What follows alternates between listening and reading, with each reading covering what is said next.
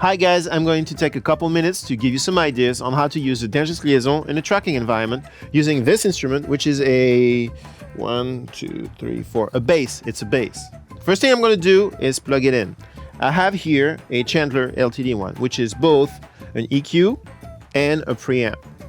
It has a line in and a mic in and a DI in. So I'm going to probably plug into the DI.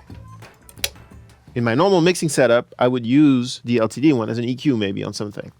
In this case, I'm going to use it as a DI. I turn the DI on, and I just turn insert 1 on, and I get sound. So the Chandler is on insert 1. It's a mono box. It's on the left side.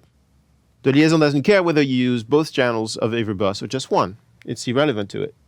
The output of bus A is connected to my recorder in today's Pro Tools. So now I have this turned on. I can play.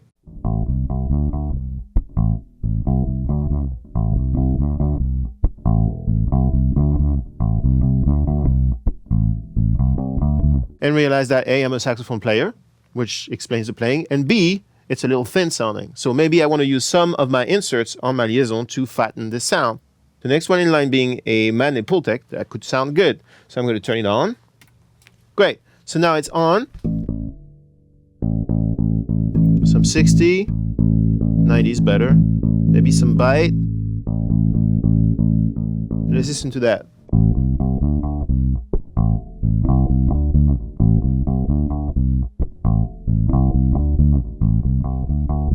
We started here.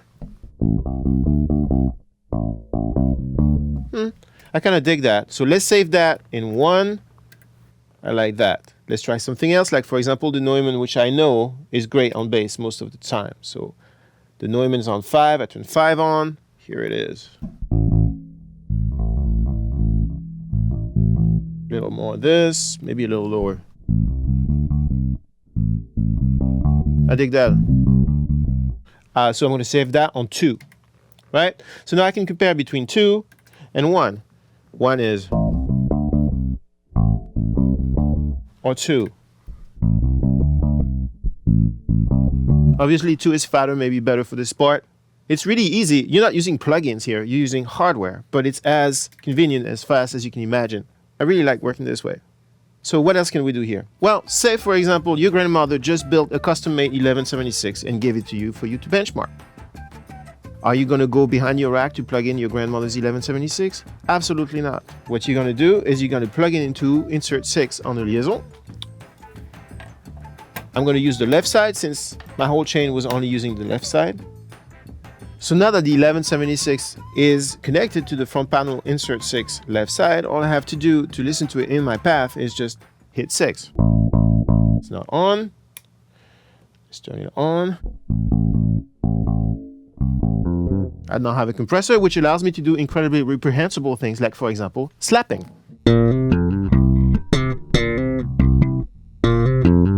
And maybe I want to close the attack on that.